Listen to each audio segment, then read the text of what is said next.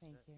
Doug, I don't know what I'm That was going to your do first without year, you. 85, 86? All right, good evening. You don't need to be mean like this. Good evening, everybody. Thank you for joining us. We are going to call the meeting to order. It's my fault. Getting him in trouble on his last meeting. I will begin with the Pledge of Allegiance. Allegiance to the flag of the United States of America and to the republic for which it stands, one nation, under God, indivisible, with liberty and justice for all.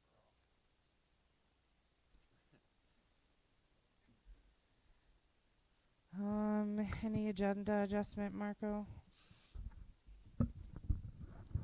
No, I have none. All right.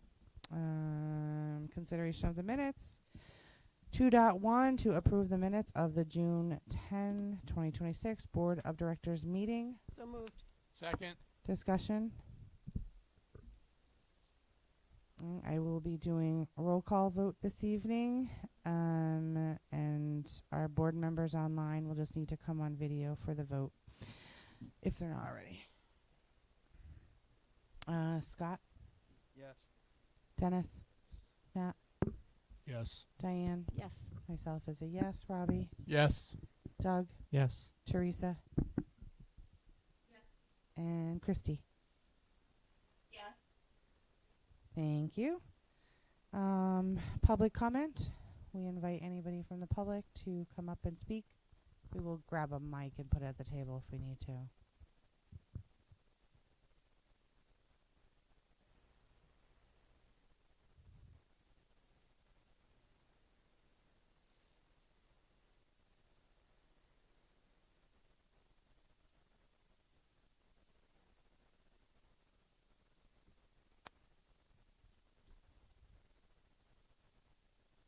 All right. Is there anybody who wishes to come and speak? Okay. Moving on. Petitions and communications. Do we have any? I have none. I have none. Superintendent's report 5.1. Okay, good evening. Thank you very much for a few moments for the latest regarding RSU4. Just so you guys know, we've started our transition from one school year to the next with summer school and summer projects starting almost instantly after the close of school. We have some solid numbers in our summer programs, which include extended school year, or ESY, and summer school. Students who qualify for these programs are utilizing them to the fullest extent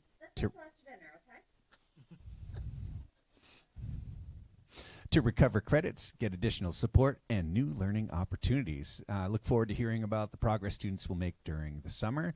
I also just want to make sure that people are aware that Sean has been heading up a number of projects across the district, and you guys can check out that progress as you drive by the schools. Libby Tozier in particular is off and running with their new siding and window project, which is great, and just appreciate Sean's efforts and his team's efforts to make sure that things are taken care of.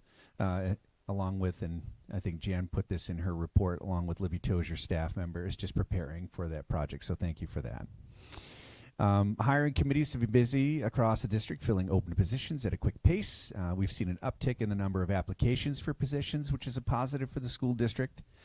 We have a few of our committee selections on the agenda this evening, and our new principal at Carrie Ricker, pending board approval, with us in person, along with her mom, which is awesome. In other superintendent news, I had the opportunity to attend the Commissioners' Conference in Bar Harbor on Monday. It was a busy day with lots of new learning. I attended sessions on legal updates, teaching decision-making to students, and inclusion of special education students into regular education classrooms. The keynote speaker was an interesting person, just given their background, Annie Duke, who spoke to those in attendance about the importance of helping students learn about decision-making. But what was really interesting, well, I mean, that was interesting, but what's also interesting was that she's a former professional poker player and has won several tournaments, like millions of dollars worth of tournaments. I was like, what? Which is great.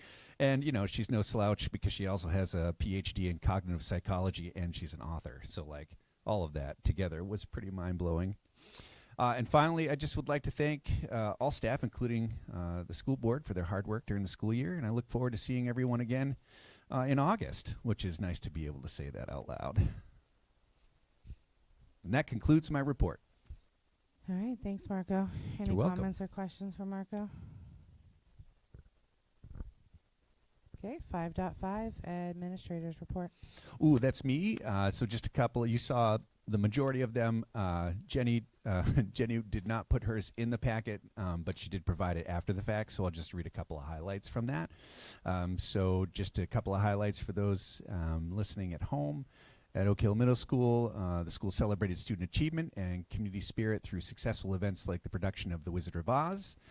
Students engaged in end-of-year activities, including field trips for 6th and 8th graders and a well-attended 8th grade promotion ceremony. At Libby Tozier School, students participated in transition activities, including first grade tours of Carrie Ricker and a kindergarten celebration of learning concert. Staff began preparing the building for scheduled construction, which I mentioned, while the school community expressed gratitude for the efforts of volunteers Danielle Dyer and Mia Cody, which we appreciate their support. Oak Hill High School, the senior class celebrated with a trip to Apex Entertainment, the Natick Mall, and Canopy Lake Park, followed by a class night and graduation. The school also honored underclassmen with awards, conducted orientation for new LRTC students, and launched summer school sessions. And finally, Carrie Ricker celebrated the end of school year with several events, including a pre-K celebration, a field day for grades 2 through 4, and a 4th grade main float parade. The school expanded student resources and incentives, implementing a Bikes for Books program supported by the Masonic Lodge, and acquired new picnic tables for future outdoor learning. And that concludes the administrator reports. All right. Thanks, Marco. Any comments or questions for Marco?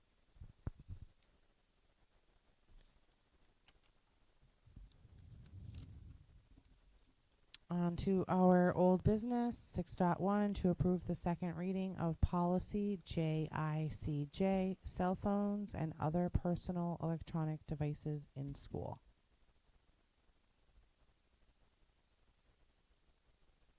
So moved. Second? Thank you. Discussion. Just from our last meeting, I took the suggested changes and incorporated those in for the second reading.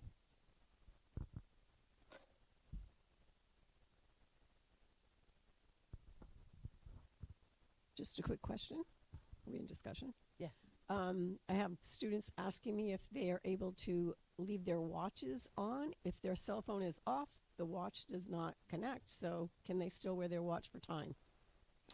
So I think the way that the policy is written is that it's up to the administration in regards to a decision for that. You know, you've heard Michaela speak about this before, just in regards to if it's not an issue, then it's not an issue.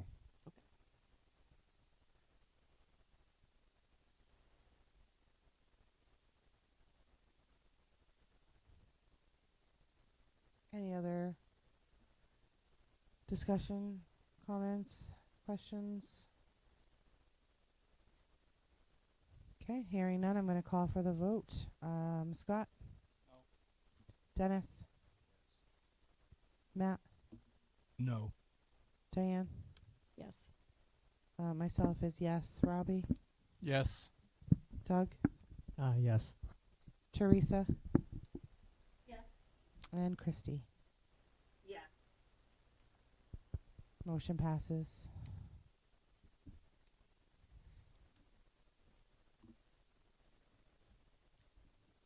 Six dot two, to discuss field hockey at Oak Hill Middle School.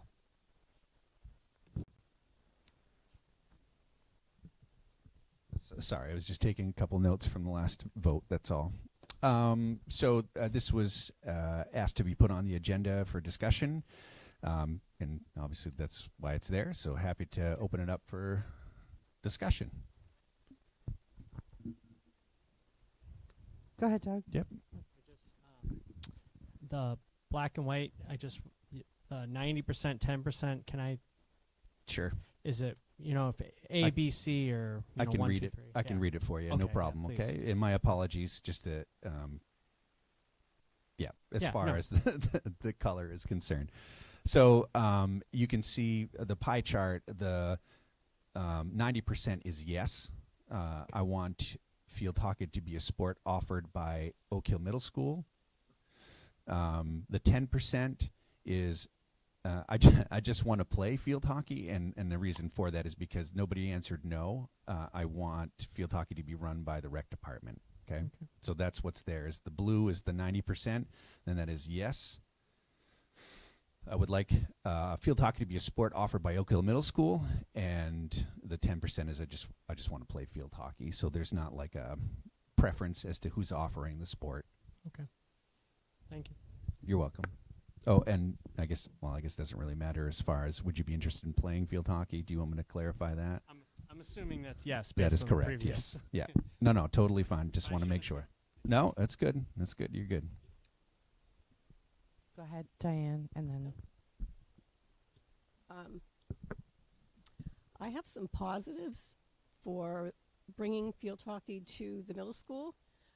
First started with lots of signatures from parents, which was 2 years in the making, that Laura tried to bring it to the board, which never came to a vote. We had a small discussion, but it never really came to a vote in that last year that she was here. It's a positive for female sports in our district. They get to practice at Oak Hill Middle School now with the rec department, and that could continue as well. Like Doug said, 90% of our girls want it at the middle school. I feel we're here for our students, and I think it's in the best interest of our girls to be part of the conference along with all of the other schools. We're the only one that's not in the conference. Lisbon was the first time last year that they were part of the conference, and now we're the only school. Also, girls would get transportation. Now they have parents they're depending on parents to bring them there. That would also, if it was at the middle school, it would allow kids to be picked up by the bus, which means we would know who our kids are being transported by. Also, we would have fingerprinting, background checks for coaches, which is a good positive thing, safety thing. We would have kids being held to academic standards, another positive. We would get new uniforms. The girls would be recognized at the school. We would be able to limit practice times to prevent burnout, because last year I do know there are a lot of kids that were like burnt out by the end of the year because they were just practicing so much. And I feel better sustainability for the sport at the district level for these kids. And I know the rec department has really prepared these kids well. And I think it's time that our 7th and 8th grade girls have a field hockey sport at the school. okay, go ahead, Scott. So I know we've discussed this before, but we had over 100 signatures on the petition, which I think we really need to take a harder look at. I mean, when you look at the participation for something as important as a budget meeting, a public budget meeting, and you look at, 30, 35 people that show up, but you get 100 signatures on a petition, it kind of holds some weight, right? I don't think that we spent enough time on the budget looking through stipends. I feel like we saw numbers of participation in some of our other offerings, and they were very low. I would be interested to see if we could maybe offset the cost of this with getting rid of some of those low participation offerings. I know there was one, I can't remember the name of it off the top of my head, but there's like 4 participants. It seems like this would be slightly more important based on that. The other thing, too, I think it's important to note is that we have a total amount given to us of $20,224.76, but a lot of that is a one-time upfront cost.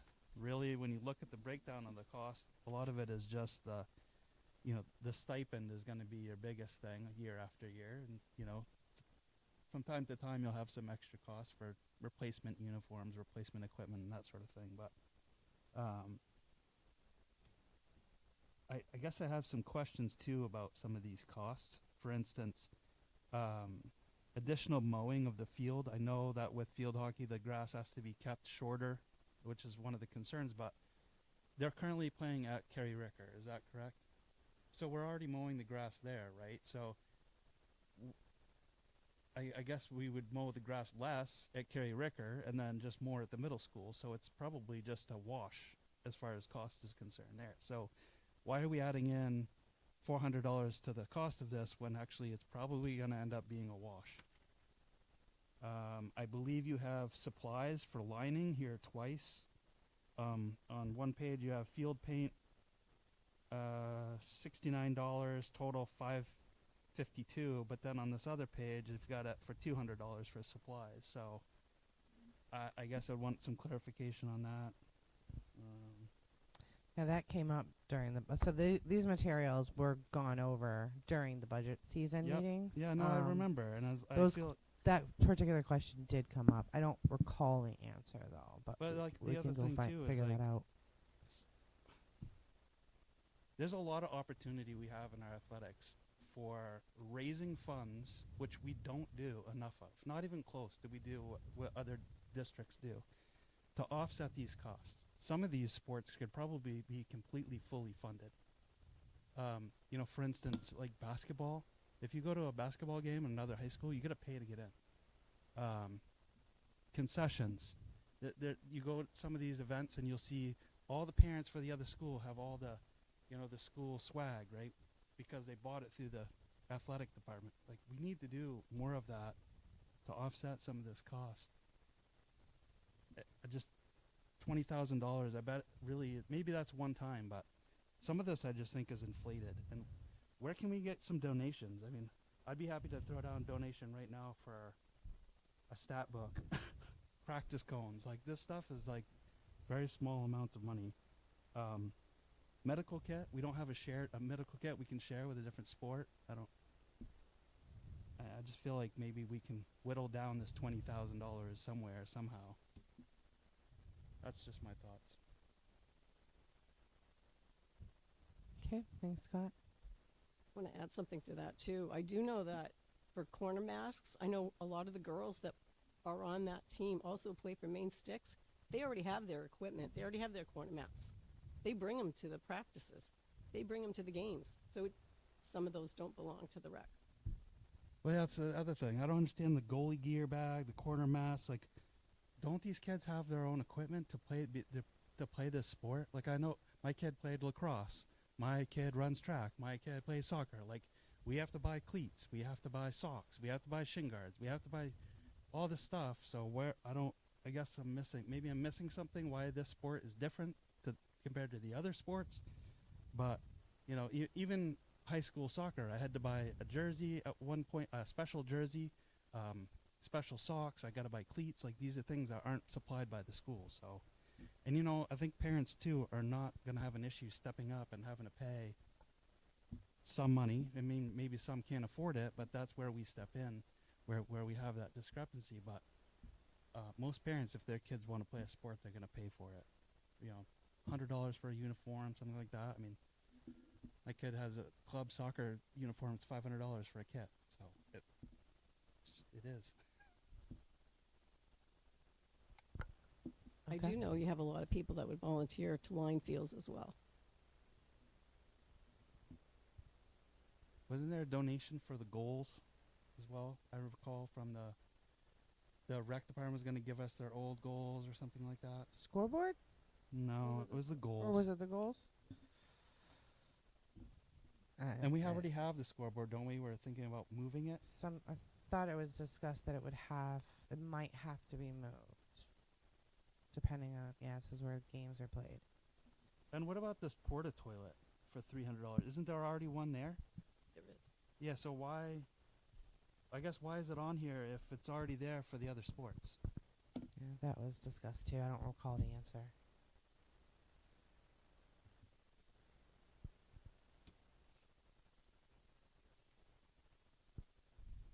Go ahead, Todd.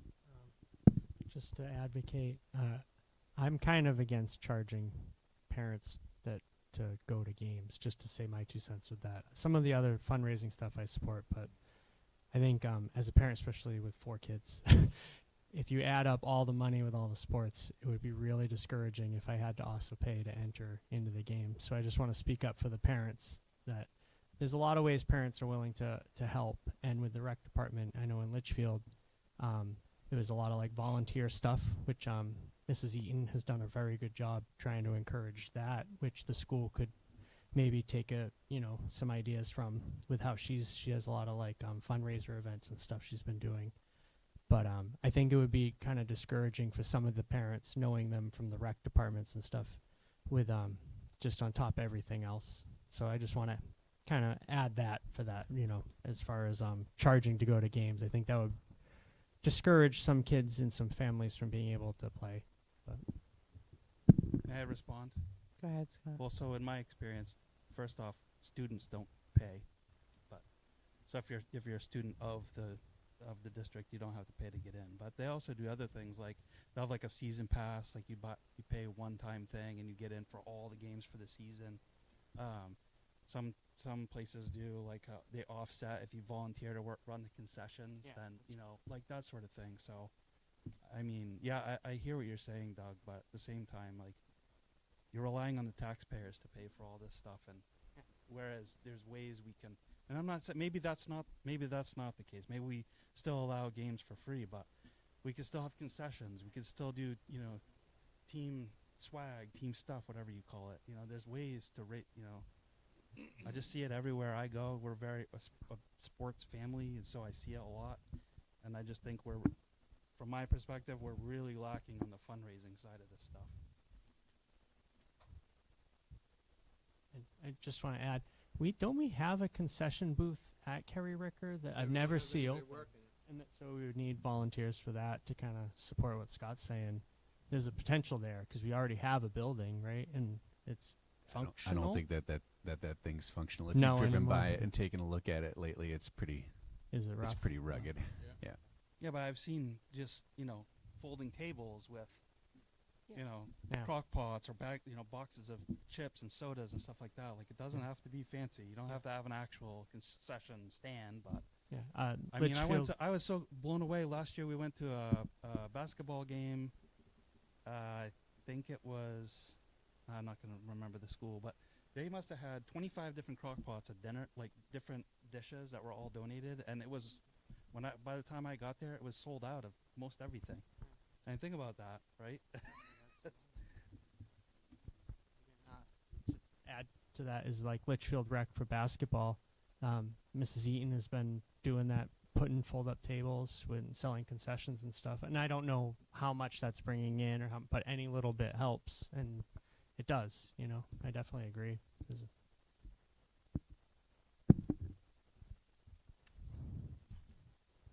Anybody else? Go ahead. I was just for going back to the field hockey thing though. If I remember right, at the vote, the taxpayers voted to remove 20,000 from that 25 from that article. Mm-hmm. So if we do decide to keep field hockey in as part of that, is the school able to figure out what, like, are we going to be at a next meeting having to decide what has to be taken out in lieu of for this? I mean, just to keep track of the big picture here, right? Well, the big picture here is this is just a discussion, right? We cannot require the RSU to do anything with that line, that article, or cost center, right? And the deciding factor of how that cost center is spent is the superintendent. So, and if you wanted to recommend something that he might consider, he can do so, but that doesn't make any decisions happen. Well, that's sort of true. We can direct the superintendent. I mean, that's what that's what this body is formed for. Yeah, I mean, you can direct them to, and then you would have to tell him where to take the funds from then. But this is just a discussion. Yeah, no. Yeah. Just trying to bring it back to what we're doing right now, right? Mhm. And how it impacts the whole budget and everything that's right. going on, right? Right.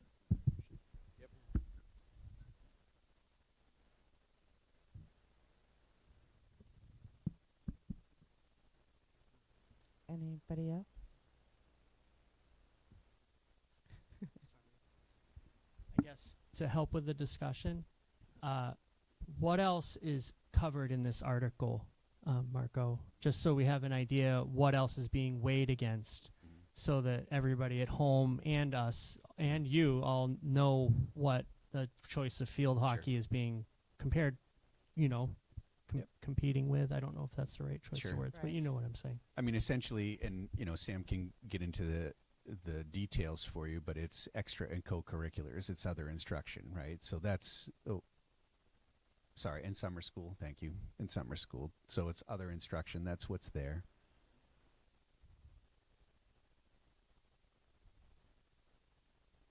Go ahead, Scott. Maybe Brian knows, but when does the season start for field hockey? So it's actually in the paperwork here. Maybe not. You're Where welcome. they and this is an example, so I don't know if they have the specifics for this year, but last year it started August 11th, but they wouldn't be able to start until September 2nd They if had- it were with the school. Go ahead, Brian. So I guess that would lead me to my next question. Would that allow enough time to look at opportunities to cut the cost of starting the program, look at other programs that maybe we could borrow from, ask the boosters for donation? I mean, would that be enough time? I'm sorry, I don't have the answer to the question, but Brian, you may have more. Yeah, I would say it information. depends on the funding, right? Funding and order time is what we need to get. You asked a couple questions about the start time. Typically, middle school sports start the second week of the school year. We take the first week to get kids to sign up and enroll. They're not usually as engaged as high school athletes, so we get that first week to really push fall sports again, and then the second week they start. And then, like I said, it really comes down to funding and what shipping times and what we end up ordering. I know there was like a handful of kind of questions that went around there. I'm happy to provide some feedback or insight on some of them. I know there was a question on like fundraising. So we have an online school store for swag. Typically at the beginning of every sports season, something goes out to every athlete for every coach, where community members are able to buy school swag with their logos and our merch. The school gets a percentage of that. There was a lot of conversations regarding concessions and fundraising in that way. All concession efforts throughout the district are really put on through the Boosters Club. They're the ones who really organize and facilitate all of that. I will say, in my current position, I'm not as involved with Boosters as I used to be, but I still follow their social media pages, and they didn't offer concessions a lot this spring because they didn't have enough parent volunteers. So those are all great possibilities, but we need parent volunteers to step up and run those things in order to provide those opportunities to get initial funding.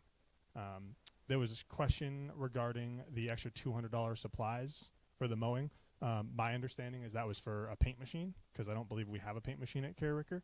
That was the separate from the supply line for paint that was at the middle school. Because when we did this proposal, the intent was that middle school field hockey would be playing their games at Carey Ricker, which is why there was a porta potty, which is why there was additional cost, because we don't currently provide one at Carey Ricker now. We do at the middle school. The reason why we don't do it at the middle school is because we've always ran into the issue of, one, scheduling, because now we're competing with fields as far as who's using the field, soccer and field hockey, and balancing. And we don't really have enough grass at the middle school to perfectly outline a field hockey field unless it's on top of the current soccer field. And, traditionally we ran into this issue at the high school where field hockey likes their grass a lot shorter, where soccer likes it longer. And without having an irrigation system at the middle school, that's really crucial, because if we're cutting it too low or too long, we're going to end up killing the grass, which will then lead into future financial issues and complications. So the additional mowing at Carey Ricker was the fact that I believe currently, and Sean might be able to help me out, is that they mow the grass there, I want like once or twice a week, and it's kind of like kosher for rec. But, as it got to a school team, they might try to recommend or ask to mow before every game day, which would be the additional cost to try to get it down to that point, which I believe was the extra cost there. My big concern looking at this would be the fact that at the public budget meeting, they reduced the cost center by the $25,000, and this is already $20,000. So we already have a deficit in cost center 4, where we need to come up with $5,000, what we were planning on this year, that we have to try to balance out between those items. And now if we're trying to add this on top of that, it's going to create a bigger deficit, which means what other opportunities are we removing? When we look at what middle school field hockey is currently, they call themselves the Oak Hill field hockey team. They practice at the school. Their uniforms. They have their things in the announcements. We recognize them like every other team. The big thing I think would be like transportation, which was a great talking point. School provided transportation versus parent. Thankfully, this past year, Sheena did a great job with transportation. I think we had one hurdle all year, and it was at like the very end of spring, where we didn't have something, and it was kind of a snafu, and we got really creative. If we end up having transportation issues in the future, that could impact all athletics. But to me, that's really kind of like the teetering point when we look at this. But it would just be tricky with that additional deficit that's already there of that 5,000 that was removed to then move forward. And I'm sorry if I didn't catch all questions. There was a lot that went around, so if there are more, feel free to ask. Brian, do we still charge for basketball games and football games? So At the high school? At the high school, yep. We charge at lacrosse, football, and basketball, and then conference championships we usually Right. do. So if we're hosting MVCs or whatever, Right. there's a charge there.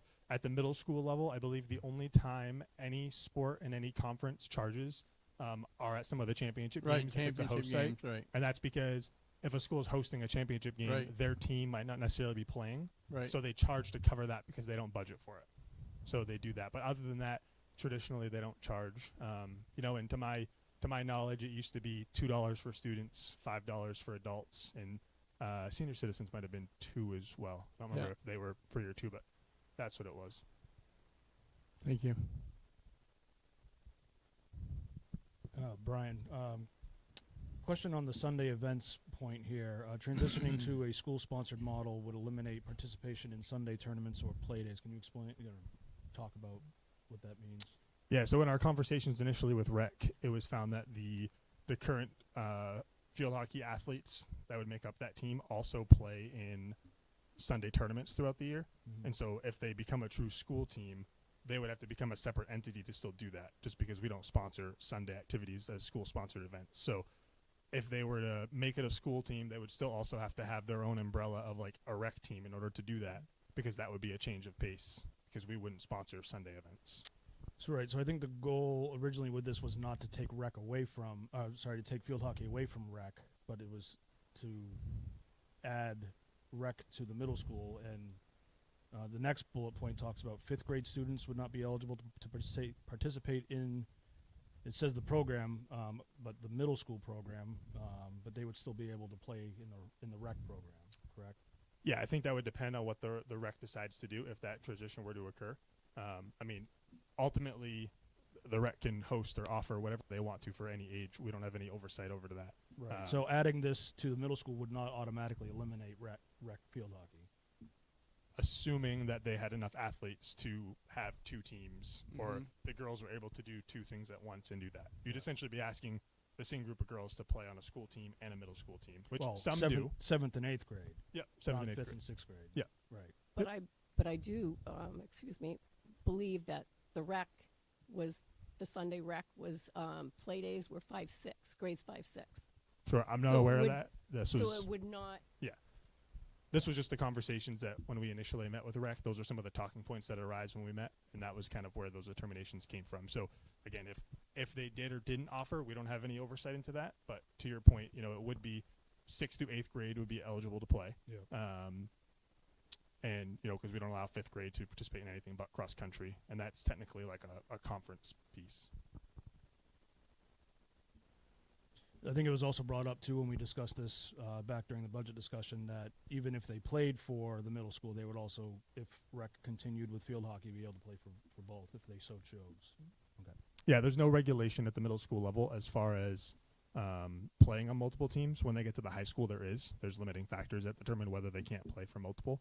But at the middle school, there's no process there. I will say, too, there was a point earlier about equipment and gear. And like for the goalie bag and goalie gear and quartermass. So when we created this budget, we have to assume that these girls don't have any of this, which is why we have to budget for it. And that's like any sport. We have every year for baseball, we order a couple bats and a couple helmets and pants just because we can't assume that every student did. So if we came into this year and, the goalie that was going to play goalie for next year didn't have pads that fit, all of a sudden we would need to find pads being a school team, and this was the costs. So, it's similar for baseball and softball. We purchase catcher's gear. If, they have catcher's gear, then great. But if not, we have to provide that as an opportunity.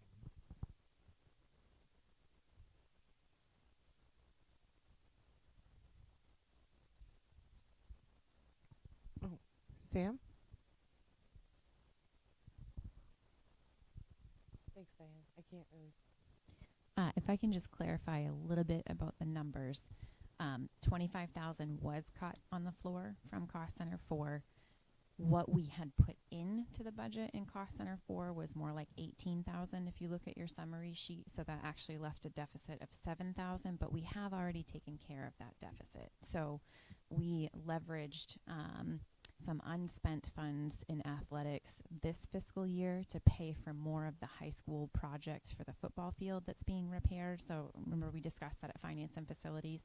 So to take care of that portion, that 7,000 didn't have anything to do with the field hockey budget in Cost Center 4. We prepaid a larger chunk of the work that's ongoing across 2 fiscal years at the high school right now. So that 7,000 is not a worry. Just wanted to mention that it's the 18,000, which is on your sheet in Cost Center 4. That would be the critical amount. Go ahead, Matt. So my biggest thing with this is going back to, obviously, we discussed the survey a little bit when we were talking about the colors and what they mean.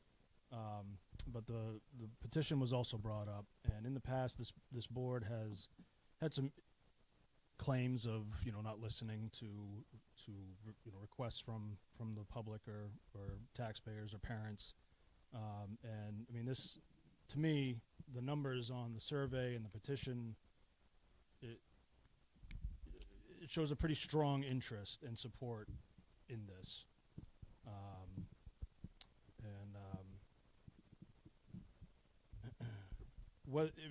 we were just discussing a few minutes ago too about rec and whether kids can play both, whether we're taking kids away or whatnot. But rec could also decide tomorrow to not offer it, whether we decide to have it, whether we decide to add it to the middle school or not. It doesn't sound like rec or field hockey has to go away from rec if we were to do this. And kids could play both. Kids who I don't know if we do tryouts for the 6th graders or tryouts for 6th through 8th grade. But one way or the other, it sounds like they'd have the opportunity to play on both sides. So for me, it comes down to, there was a strong backing of this. It was pretty vocal, petition, survey, yeah. Okay. Go ahead, Robbie. Yeah, and I get the fact that they have a sign-up sheet with 100 names on it, but those names aren't certified. Those names, we don't know if their grandparents living in Litchfield or living in Lewiston. So consequently, in order for any petition to be certified, you have to check the voter rolls in order to do that. So, 100 names is 100 names, and I get it. But my point being is we're not sure that every one of those 100 names are certified residents of the 3 towns. So as far as the certification goes, okay, you got 100 names there, but you also had the voters at the budget meeting thinking that they had cut $25,000 out of the budget, 18,000 of it being field hockey. So consequently, there's as much, going on there as there is with a petition. So I'm not opposed to field hockey. I just don't think our budget can support it right now. And I still am worried about other sports coming in next year or the year after. And how do we say no now? if we let field hockey, if we start up field hockey. So consequently is, we talked about it, we hashed it out, and we put it in the budget. There was a there was a motion on the floor at the budget meeting to eliminate that line out of Article 4. I'm willing to go with that. Go ahead, Matt. So, Robbie, a couple things in regards to what you said there. That was one of the biggest problems I had 2 years ago. I think it was 2 years ago when this was originally brought in. It just seemed like it was kind of tabled and not looked into. So why the votes weren't, or sorry, not the votes, but the signatures weren't looked at. I was under the assumption at some point it was going to come up, and it never did for discussion. So, and then not discounting the vote that was taken at the public budget meeting, but the public in our policy, the budget can vote on dollar amounts, but they can't vote. Right. They don't have a say. So right now we have to weigh. What we're doing is we're weighing between the push and the support versus the vote to take money out of the athletics budget. So. And my biggest my biggest opposition to it has been the same from the start. We lost an interventionist, and we're going to add $18,000 into a sport when we could have used the interventionist to help every most of the students in the district, and this is going to help 30. So there you go. Put the interventionist back in, and I'll vote for field hockey. Can I respond? Sure. I'm not trying to get into a back. Yeah, let's just make this the final response, and then I want to make sure that I offer Christy and Teresa a moment in case they haven't been able to squeak in. Go ahead, Matt. As to the interventionist, it was as explained to the board. And my understanding was that there was other. We weren't just ripping a Band-Aid away. There was other. There was a plan. The vacancy, the void is Plan. being filled or would be filled. So, the interventionist role would still be provided in its place. So I did say I was going to check with Teresa and Christy first, so you're going to have to pause, Scott. Teresa or Christy, do either of you want to comment on discussion here? I don't go for it, Teresa. I don't need to comment. Yeah, I feel like the discussion that's taken place in the room is some of the same concerns or questions that I have had. I agree with Robbie. Unfortunately, for the folks that were really excited about field hockey, because this team being put into the budget, they weren't at the public budget meeting, and that makes it really, really difficult. I think it's tricky. Like, there's so many layers to this, and I'm 100% in favor of including as many sports as we can have in our district. I'm just not sure putting it, and we don't even have the power to do that, to say, like, Marco, you must do this. So I think the discussion that's happened in the room is kind of where we need to be, and maybe this is something that we take into consideration for the next school year.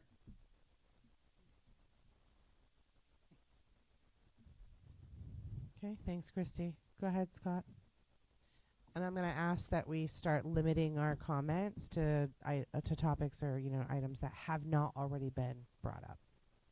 Yeah, I just quickly, I mean, even if 50% of those signatures were invalid,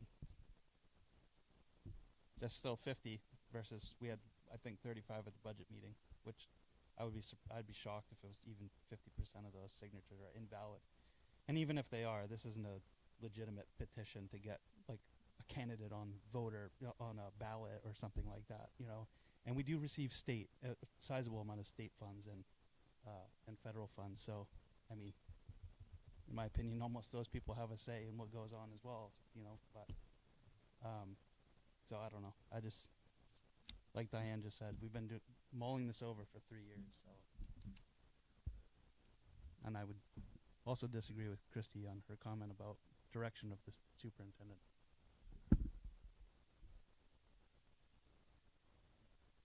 Okay, Doug, I'm gonna require that it be something you haven't already brought up.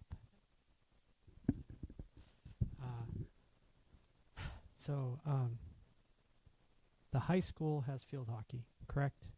Right. So 9th through 12th, there is. So just to say it out loud, this is for 7th and 8th grade field hockey again, right? At the middle school. 6th, 7th, and 8th. 6th, 7th, and 8th. That's okay. I wrote that down, but so this is just to incorporate 6th, 7th, and 8th field hockey at the middle school. And then kind of just reiterating a couple bullet points that have been touched on, but just to reiterate, because these are all important facts. High school has field hockey. We're discussing 6th, 7th, and 8th, which has rec field hockey, but we want it to be at the middle school under as an actual school based field hockey. And according to what I heard, it sounds like Article 4 is actually slightly under budget because of the amount that we had budgeted in our actual submitted budget and that what was withdrawn from it. No. So, because the way it sounded like we had budgeted 18,000 for Article 4, and then they voted to remove 25,000. Yeah, So there was 7,000 that had to already be found. yeah, is so what we were Sam was kind of at a referring to. deficit going in. So I think those three things are very key for all people that are listening and thinking about this topic. So I guess that's my 2 cents on that. Is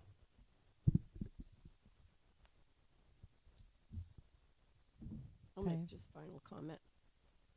As a board member, we are here for the kids, for our students. And I think it's in the best interest of our girls in this district for field hockey to be a school sport for 7th and 8th.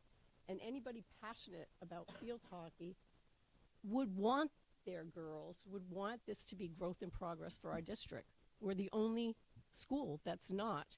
I mean, those kids come out of school and get picked up by parents taking them somewhere where they go to these different schools to participate, and the kids are getting off the bus, their school is bringing them to the games. Ours is not. I'm like, our school needs to represent our kids. And I think it's unfortunate if this doesn't go through. Okay, any additional new comment?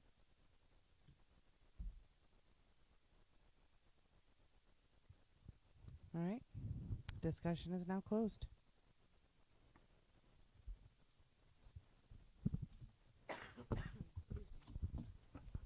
Thanks, Brian.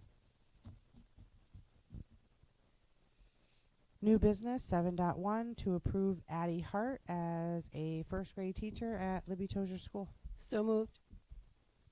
Second. Discussion. Okay, seeing none, I'm going to call for the vote. Scott? Yes. Dennis? Yes. Matt? Yes. Diane? Yes. I'm a yes. Robbie? Yes. Doug? yes. Teresa? Yes. Christy? Yes. 7.2 to approve Nicole Seavey as a kindergarten teacher at Libby Tozier School. So moved. Second. Discussion. All right, seeing none, I'm going to call for the vote. Scott? Yes. Dennis? Yes. Matt? Yes. Diane? Yes. I'm a yes. Robbie? Yes. Doug? Yes. Teresa? Yes. and Christy. Yes. 7.3 to approve Molly Perry as a principal at Carrie Ricker School. So moved. Can I get Second. Thank you. And discussion. And Molly is here this evening. So Diane, you usually Yeah, I'm taking take the. I've already prepped her, Diane. So what brings you to Carrie Ricker School? It's a long-standing question by Mr. English. You do Just have to you hold it down. Hold it for I think I got it. Yeah. All right, nice job. Hello, everyone. It's nice to Hello. be here. Carrie Ricker School. What brings me? I am coming fresh out of the classroom. I have 14 years teaching experience, ranging from 3rd grade to 8th grade. So when I saw the Carrie Ricker position open, it kind of was right in my sweet spot of kind of 2nd, 3rd, and 4th grade. I love that age. I think that they are kind of right in the peak of their learning and discovering who they are and what they like. And so I decided to take a shot and go for it. And from the moment I stepped into that interview, I felt really I felt very comfortable, welcomed with open arms, and felt like this was the right place for me to take this transition into the next step of my career. So I'm very, very excited to be here. I look forward to working with everyone here for hopefully a long time to come. Thank you. Welcome. Anybody else? Yeah, anybody else got any questions, huh? It's been a while since we've had them here, so That's good. take it easy on her. I mean, she already saw us in action, so if she It's good discussion. Always good discussion. It's always good discussion, and we were pretty tame, so that was good too. All right, here and then I'm going to call for the vote. Scott, Yes. Dennis, Yes. Matt, Yes. Diane. Yes. I'm a yes. Robbie, Yes. Doug, yes, Teresa, Yes. and Christy. Yes. Welcome. Congratulations, Molly.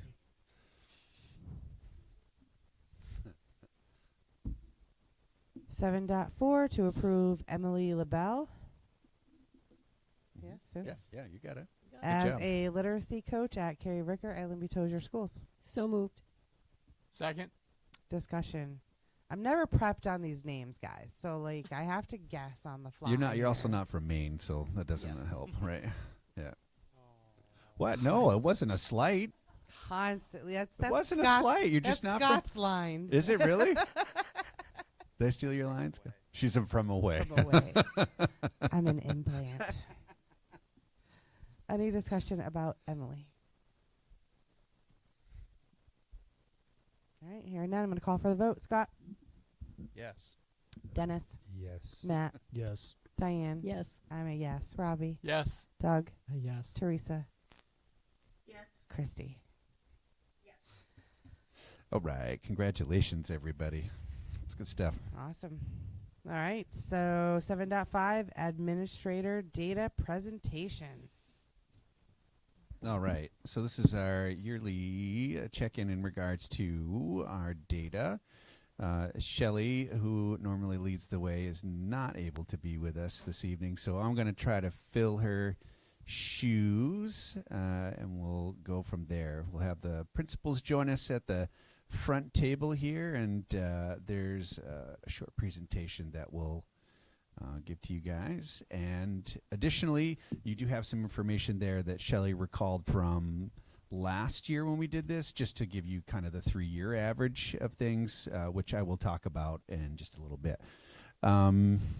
What's the best way to do this, Stephanie, just thinking about the slideshow itself?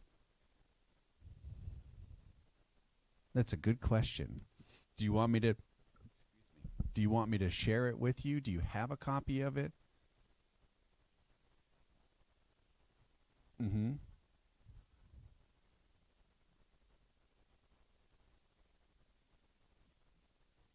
Do you want me to try to connect to the TV? Yeah. Oh, I'll kick off Teresa and Christy, and that wouldn't be very nice. Is it different from what we have? It is. Yeah. It is. Did the principal coordinate with the flag? That's awesome.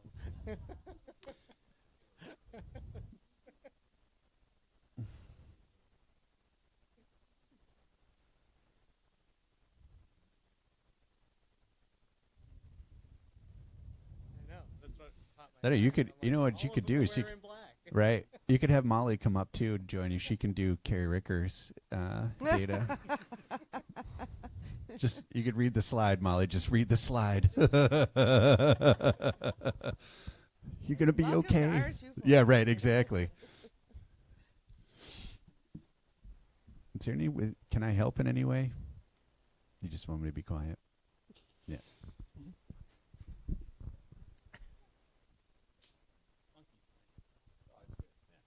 It's the last meeting of the year, right? Good positive energy. We get summer energy rolling. It's warm in here. Did it get warmer? I noticed we left the windows open. We don't usually leave those open. No, I The know. shades. I know. Yeah. I can see clouds. It's nice. Yeah. Apologies for the delay.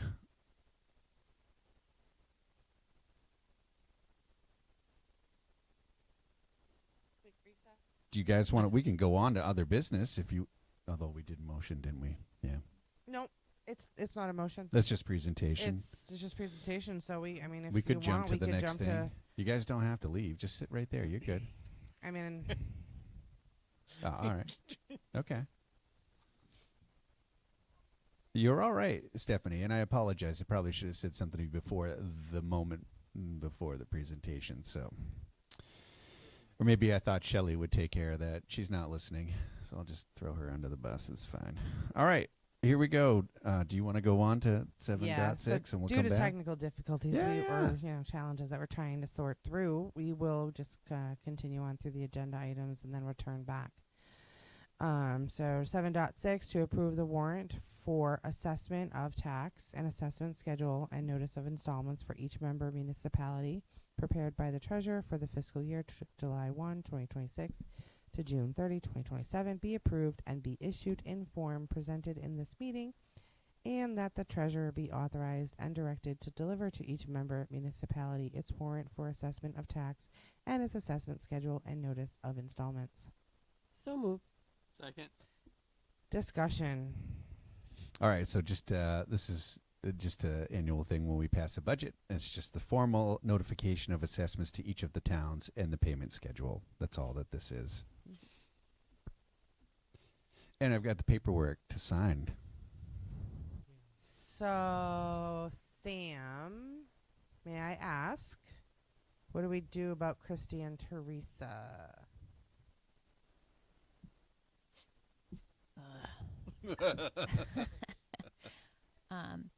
Yeah. No, it's not. It's not. It's about signing. From a vote. Not, Yeah. yeah, I mean, should I ask that they? I mean, the hold on. towns have the informal assessment schedule. As soon as the budget passes, I prepare them a spreadsheet so that they have the amounts outlined. But as far as this formal document, they Should are they here. abstain? They are voting. I don't know if that means they have to. Sign or abstain. I don't know. because Sharon, they're can I not in person. solicit your thoughts on that? Are they required to sign if they vote? No, they're not. I think we just have to have a majority of the Yep. attending voting board sign. That doesn't mean that you all get to abstain from signing just because you don't want to in the future.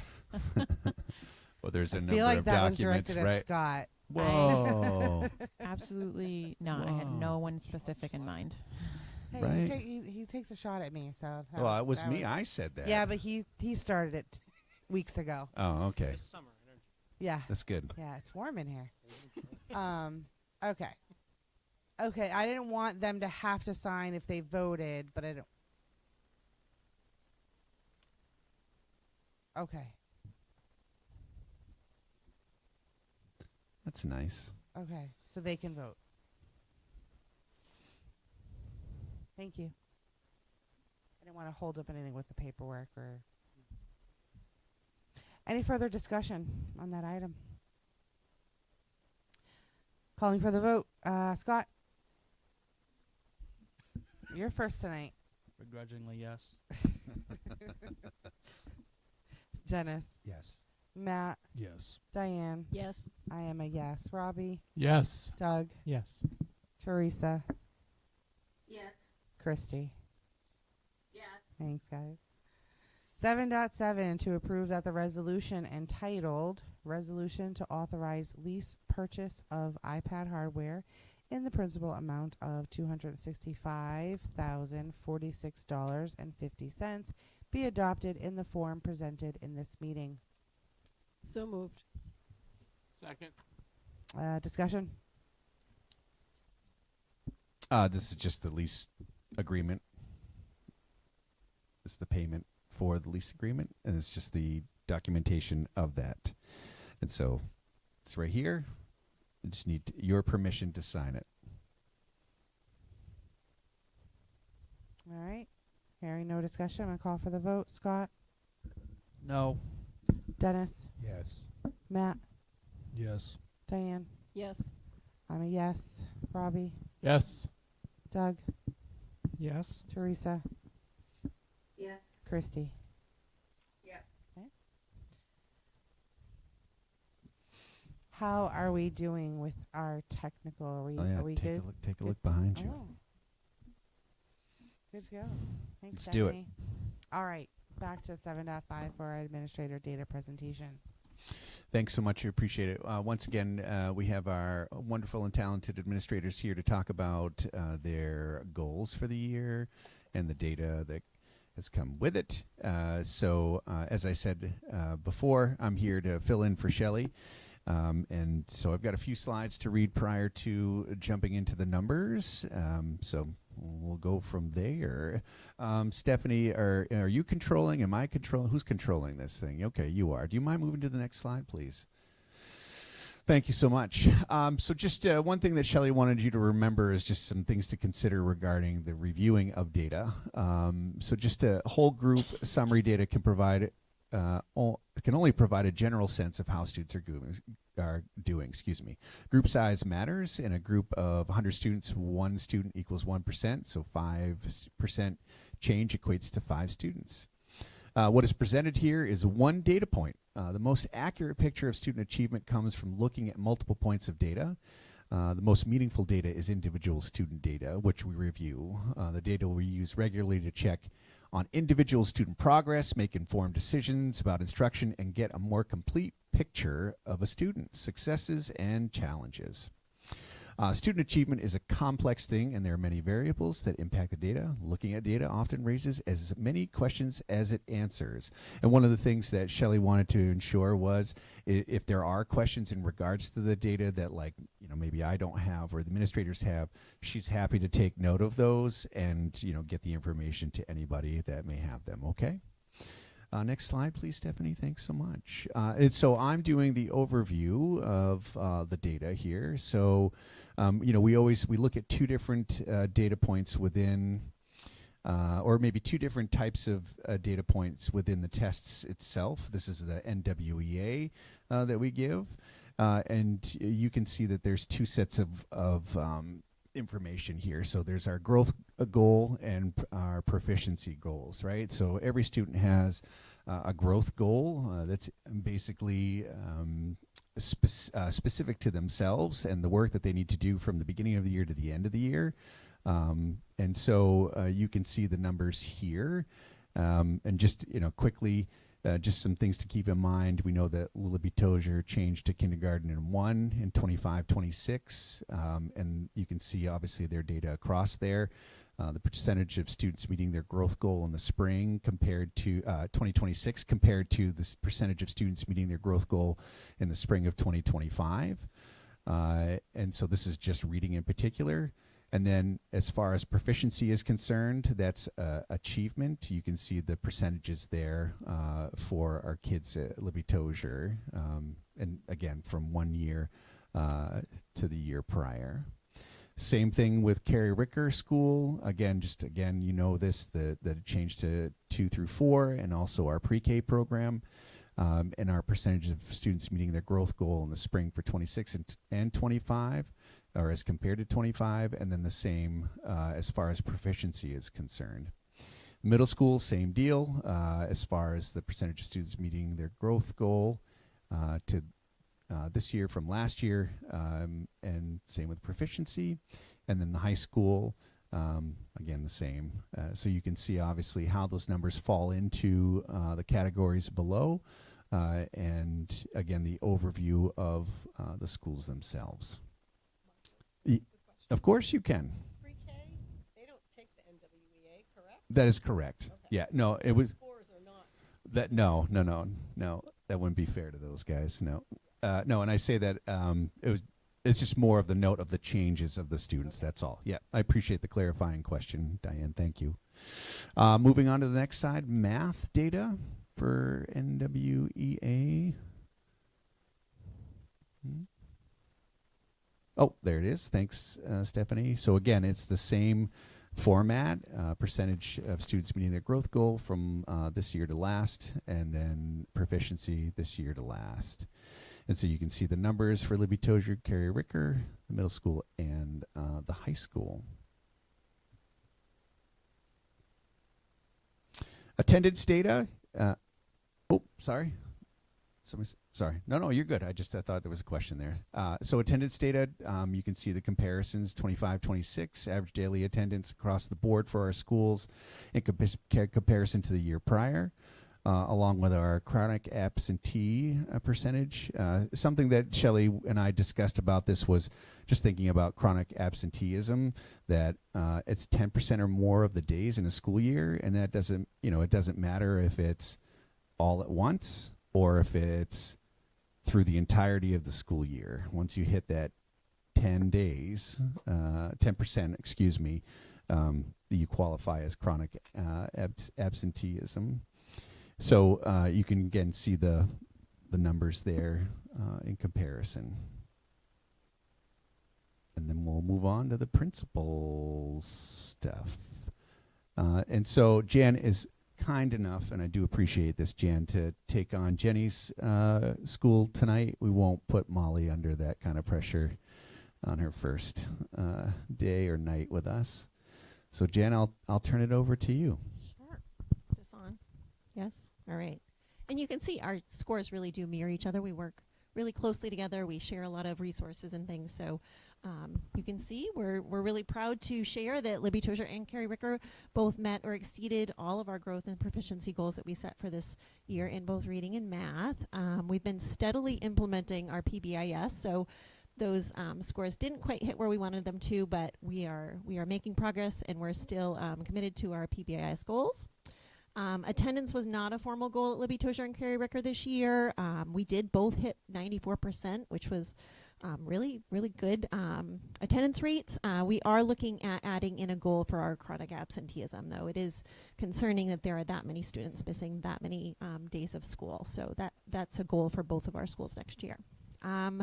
Shelley did encourage us to share some things that we're looking at adding for next year and what we're using our data for. So one thing to note is, outside of this NWA data is that we've just met our pre-K and kindergarten incoming students. So looking at all of those scores and making determinations for our programming for next year. So one of the things that we're doing based on some of the things that we're noticing from our incoming kindergartners is that we're going to add a transitional kindergarten next year. So changing some of that programming in one of our kindergarten programs to better meet the needs of the kids. Kindergarten through 5th grade is going to be piloting a comprehensive literacy program next year in one classroom per grade level, so that's very exciting for us, and thank you to all of the teachers that took part in that literacy review committee this year with Shelley. They're going to be implementing Amplify, so we're really excited about that. And then on the math front, our new calendar-based program Number Corner was a massive hit in kindergarten this year, and 1st grade is going to be piloting it next year. So we're really looking for the data to be coming out of that. So that's Libby Tozier and Carrie Ricker.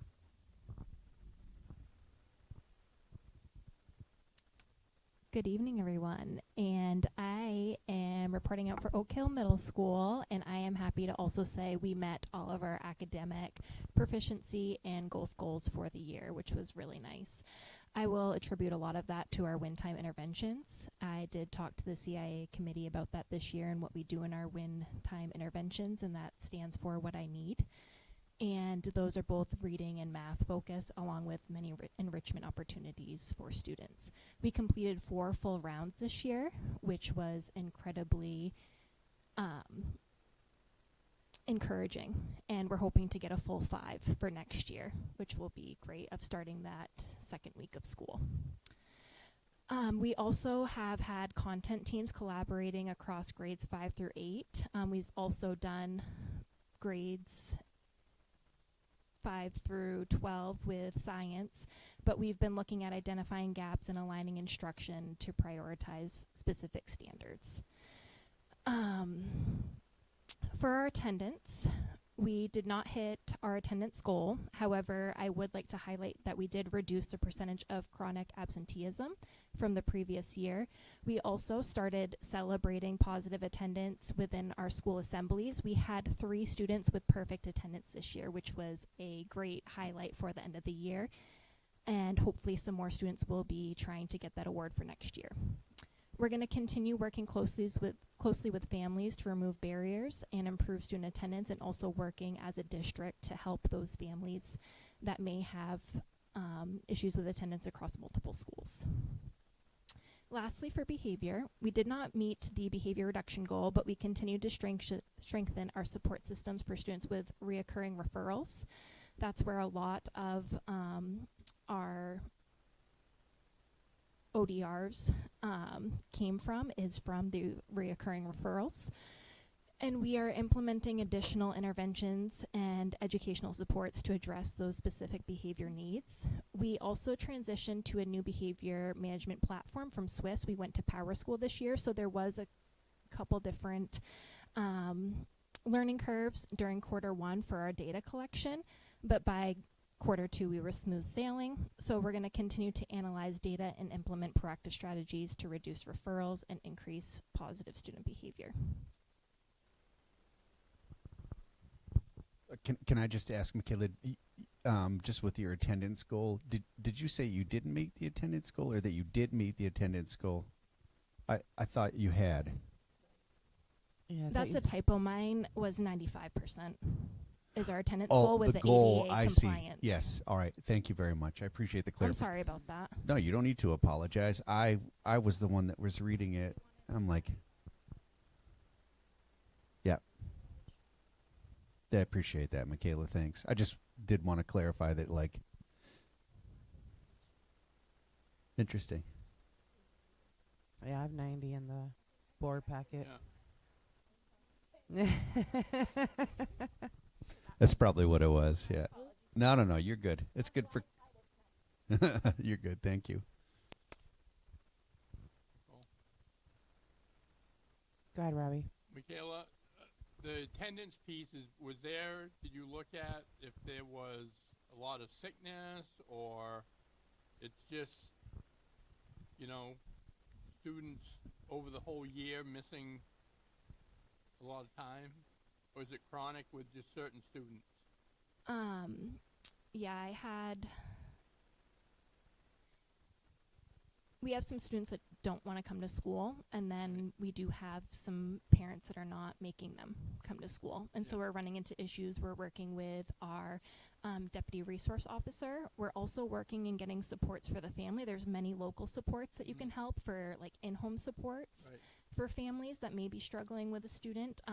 There could be anywhere from special needs to anxiety, social emotional things going on that we just try to help support families with in getting students to school. Also could be So would you say that the majority of the chronic students missing school that brought that number down, you think, compared to, just the average?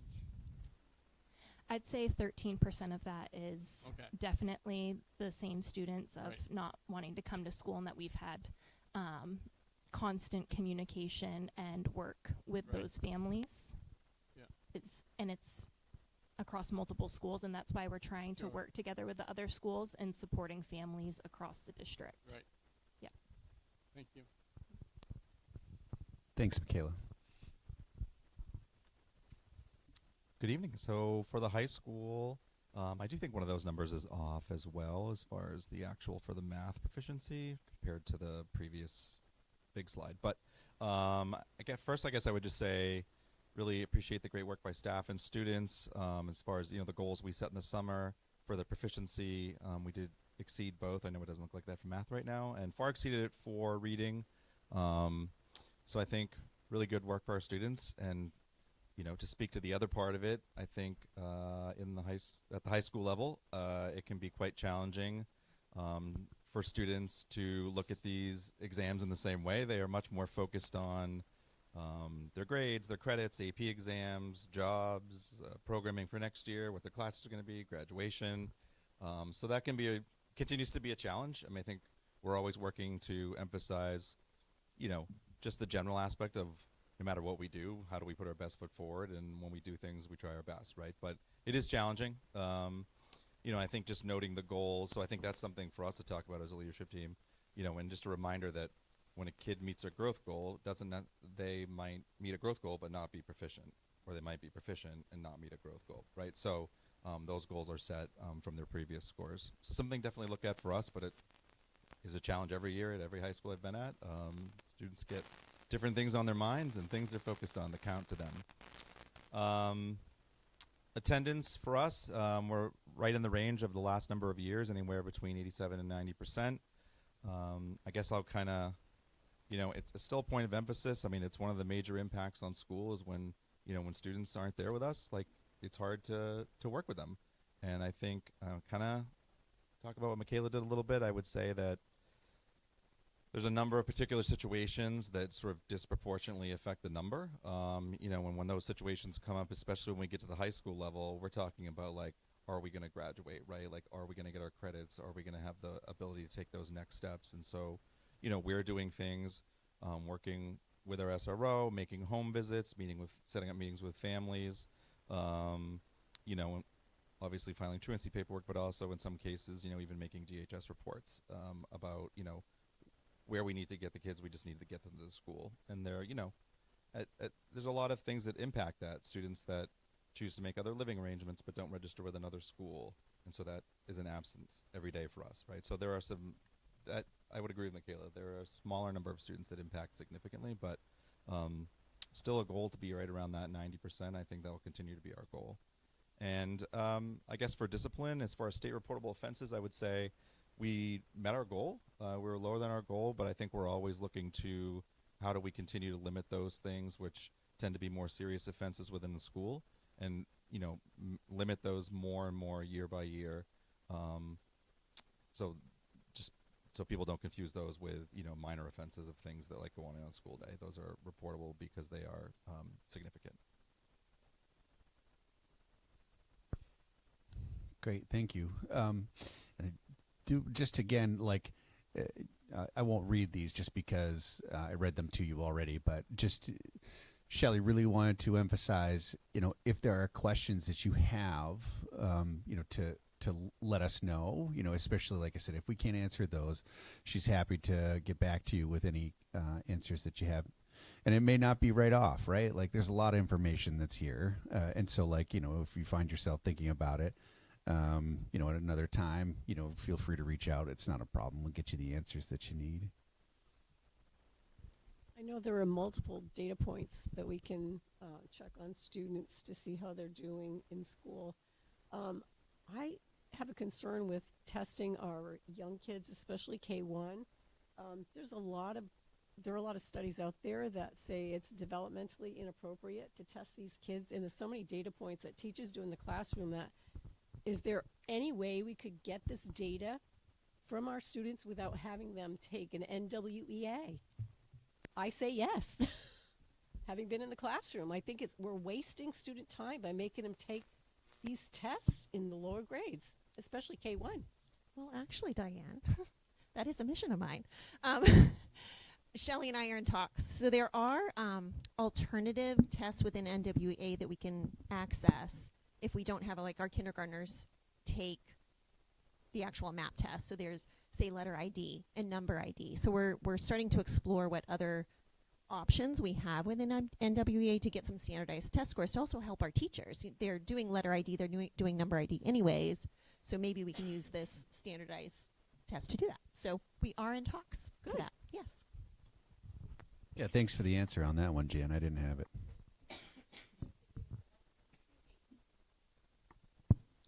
Pre-K did used to take NWEAs, and when Shelley first came on board, that was one of the first things that we eliminated. Yeah, So- because I mean, there's a lack of predictability on whether they're gonna, whether it's valid in seeing student success when they get older. It just doesn't make any sense to make the kids go through that. And it's the just time a stress involved. inducer. Yeah. Yes. Nicole? Thanks, Diane. Sorry, Robbie. Thank Yeah, It's Marco's right. fault. And I've said it for years. Individual growth, our student individual growth is more important to me than a standardized test. If you have a student that's reading at a 4th grade level in 5th grade, and by the time he leaves 4th grade, he's reading at the beginning of a 6th grade level, that's that student's growth, though it might not show up on a standardized test. So I'm more concerned with what each one of our students, how they grow, instead of, I know everybody takes the same test, and I get it. It's a way to kind of gauge where you are, but there's such a variable in growth, and where students start out to where they end. You know, you might not, if you're in 4th grade and you start at the 3rd grade level, and you're only reading at a 4th grade level, when you get into the 4th grade, you still make growth. You know, so that's more important to me than, you know, I'm not saying failing that student, but saying that student didn't meet growth because they're not reading at a 5th grade level. I think it's all Yeah. speculative. Right. I mean, I have the opposite where I had my son. I mean, I'll share his experience. He could care less about the test in the fall. They didn't want to do it. He was like, picking whatever just to pass through the day, right? Get it done. And then his growth was 99 in the spring because he cared about it. And he made sure to tell me that he was the last one to finish, right? Like, so it's Yeah. it's so Right. point in time, very, very strict point in time. Go ahead, Doug. I mean, along with that, like the high school for this past year, it went from 70 students took the math NWEA to 41 took the spring according to the data on here. It's a huge number jump, for everything. Like, so yeah, you got to kind of follow the individual to kind of support with that, like there's a lot of things to deal with, Well, but in particular, right, is that math?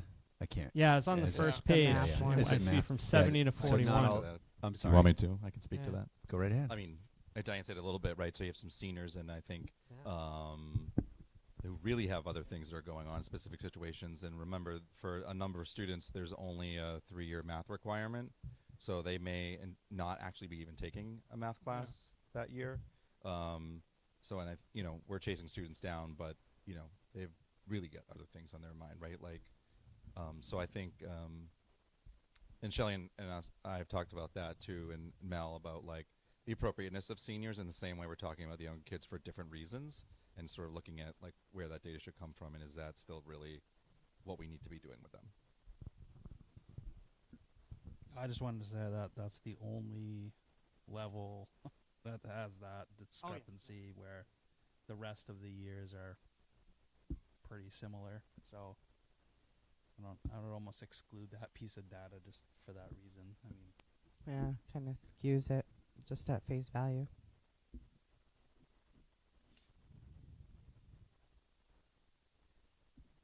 Anything else? Go ahead, Doug. I wanted to add that I appreciate Shelley's organization of this data because it's really nicely done. And I think I said it last year when she did it as well. It just deserves credit. You can track across the same grade across each year. You can track each year. You can go linearly, like down through. It's just, I don't think the audience gets the. This is a beautiful data organization. And she deserves the credit for that. So Agreed. Thanks, Doug. We'll pass it along, Doug. Yep. Admittedly, I've seen this 6 times, 7 times now, I guess. I don't remember, but I guess I'm still, at this point, really confused about growth goals and who sets them and why they're so low. Like, to me, hitting a growth goal, like you have to have some improvement, right? You can't just have no improvement. These just, the growth goal numbers, a goal should be achievable, and these numbers are very low. So maybe it's we need to look at changing how we calculate, but any bit of growth is growth. So why are the numbers so low? Why? The goal should be achievable. It should be realistic. So, I mean, seeing some of these, like 28% achieving growth goal for, what is it, 10th grade, it just seems like there's got to be more growth than that. So maybe it's just a measurement situation, but. Yeah, I mean, I can attempt to speak to that, Scott. I mean, I know that Shelley would know. I can probably get with Shelley to get more. Yeah, yeah. And maybe we'll just, why don't we just do that?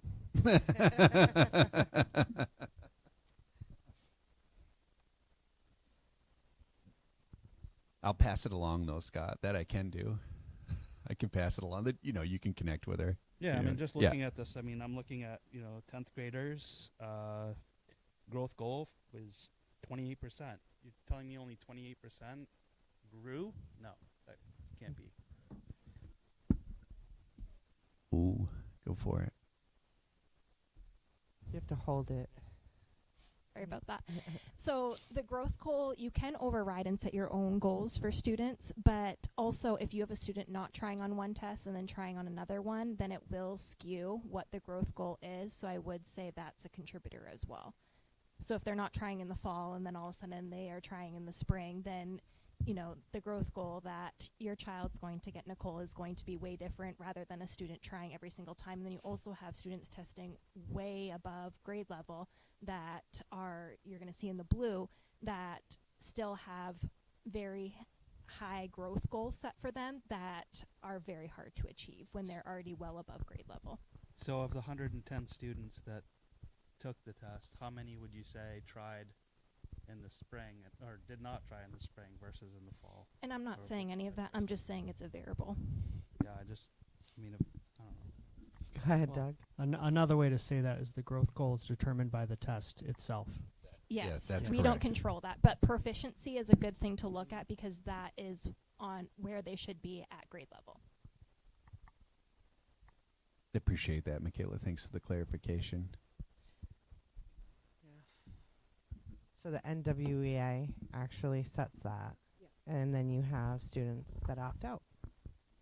Right, so then maybe they opted out in one, or I don't know what it does if they took it in the fall and then opted out in the spring. I don't know. It's just kind of like what Shelley was trying to explain. I think she did a great presentation last year. It's not something that you hang your hat on. It's just one little tidbit, but it is a little concerning. I agree, but I mean, and I We'll know, get the like, info. I've never been an advocate for the way that we do things sometimes. Like, I don't believe in one size fits all. I think everybody learns differently. People go at different paces. People have different experiences and are better at some things than others. But I don't know, like, look at the 11th grade math for spring, and it's 41% just being proficient. It seems low when you figure these students are going out into the world one more year, like 41% are just proficient. I don't know. Yeah, I was going to say, and as measured by that. And I know that it's test. measured by Yeah. the test, Yeah. and it's, you've got variables, but Sure. it still seems. Yeah. What are we doing compared to other places in the country that are achieving 80%, 90%? Look, if everybody was at 50% or below, they would adjust the tests or adjust the metrics so that the numbers are higher. They would just have to. But so what are we doing? Mhm. I guess again, probably something for Shelley, but why? Somewhere in the world, the numbers are probably above 50%, right, or 60%. So what can we change? Appreciate Go that. ahead, Doug. I think we should bring the Shelley's presentation back up, because the first chart at the bottom, it was saying average was 41 to 60% or something like that, and high average was like 61% to 79%, and then 80% up was this like high achieve. It's not like a typical 1 through 100 that we're used to. The Yeah, I remember scale what that you're she talking had at about, the scale. bottom. Yeah, I got Do you. you see it? What's like the national average for these? Yeah. That's what it would be. Yeah, that's what I mean. Like the 40% is the national NWEA average scale for was proficiency. like Wow, that. that's really sad for our country. Yeah. Well, I mean, it's the scale that the test has. So. I've got the questions though. I got them. Go ahead, Robbie. Well, one last thing. I was an apprenticeship instructor for 17 years, and I used to get this all the time. The older members, I'd say, the apprentices are going to have a test and figuring out blueprint, rolling offsets, and stuff like that. And the guys that the journeyman they were working with would come in the next day. Hey, how'd you do on the test? Good. Well, I got 100. Ask somebody else. Well, I got 100. Well, everybody got 100 because Bob lets us use our books. And they would come up to me and say, well, why are you letting students use their books? And I would say, would you rather have them know where the information is and get it right, or try and guess by memory and get it wrong and cost thousands of dollars at their job? So I think a lot of it has to do with the way we teach, like we've taught for years. I would rather have students know where the information is, know how to find it, know how to look it up, and do the formula and get it right. Because that's what they do in the real world. That's what they do when they're out on a job. That's what they do when they're in an office. Nobody hardly does anything from memory when you're doing something that's so important that if you make a mistake, it's going to cost the company you work for a lot of money. So consequently, I would want all my students to know where the information was, know how to look it up, know how to use the formula, input the formula, and get it right. And I think we're missing a big part in public education if we're really not doing a lot of that today. Because nobody works that way out when they get out on the job. If you have a resource, use the resource. That's why I was all in on the computer part of it, and you know what I mean? And then you take a test and you're not allowed to use the test. Just like in my day, you brought a calculator to math class, you may as well have, you were cheating. You had to know how to do, formula by memory. But that's not the way it works.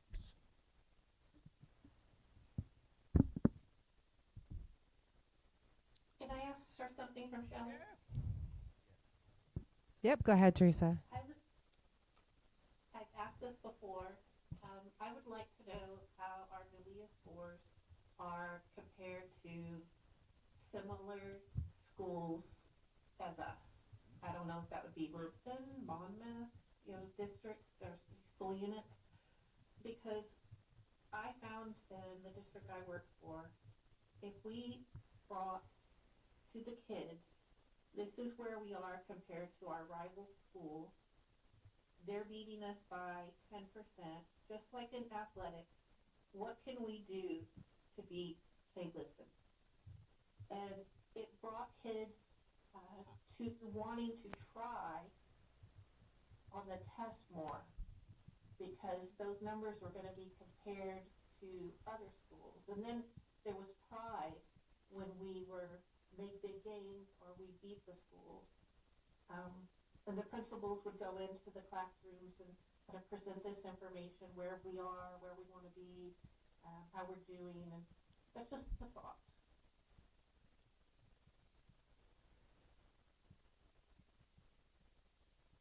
Right. Anybody else? All right. Remember this when we come back in August and we talk through goals and things we want to Sure. see for the year. Yeah. When the board I appreciate that. I'll the make board note puts of it. forth their goals for the district. Awesome. Okay. Thank you.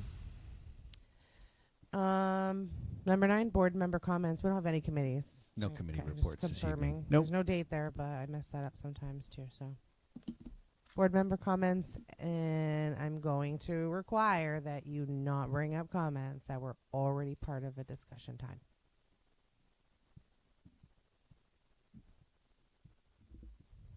Can I just thank someone when you get to me? Oh, sure.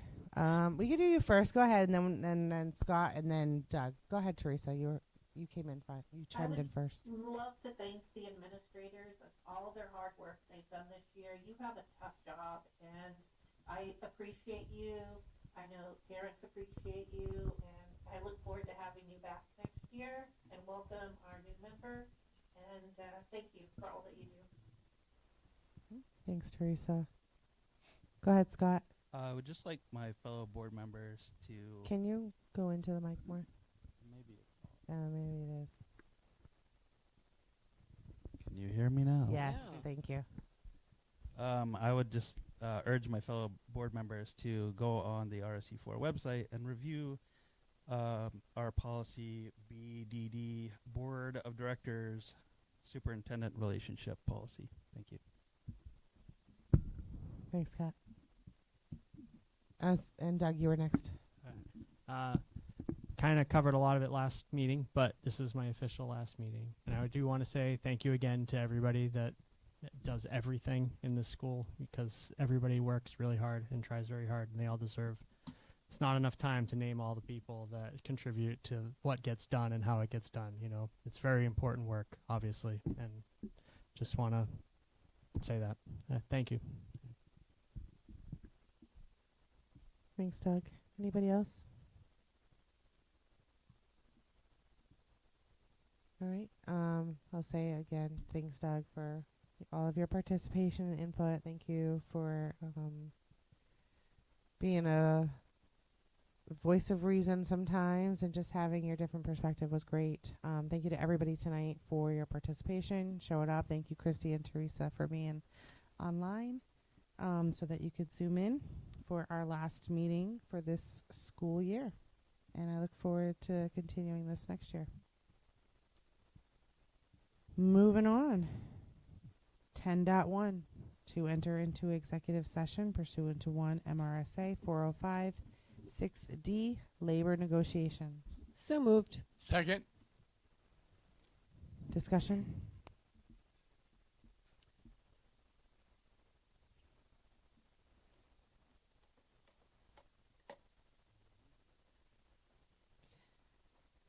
I'm going to call for the vote. Scott? Yes. Dennis? Yes. Matt? Yes. Diane? Yes. Myself as a yes. Robbie? Yes. Doug? Yes. Teresa? Yes. And Christy. Yes. All right, entering at 8:09.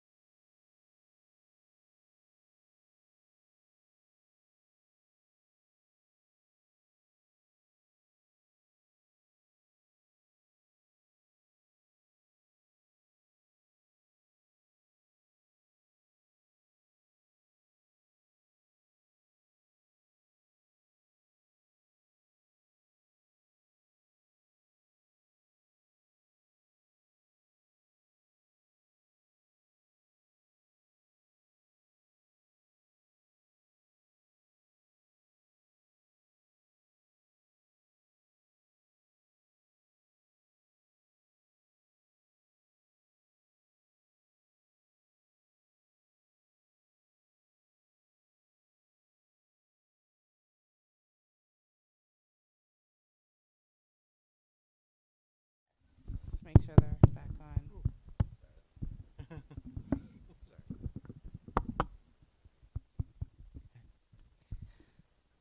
All right, moving on to other business. 11.1 to approve the renewal of Regional Schools United for Education Association. It gets me every time I read Yeah. this. MEA NEA contract agreement September 1, 2026 to August 31, 2029. So moved. Second. Discussion. All right, hearing none, I'm going to call for the vote. Scott, Yes. Dennis, Yes. Matt, Yes. Diane, Yes. myself is a yes. Robbie, Yes. Doug, Yes. Teresa, and Christy. All right. And that is it, folks. Our next meeting is August 19th, our RSU number 4 organizational meeting. And that concludes this evening. We are adjourned 8:33 without objection.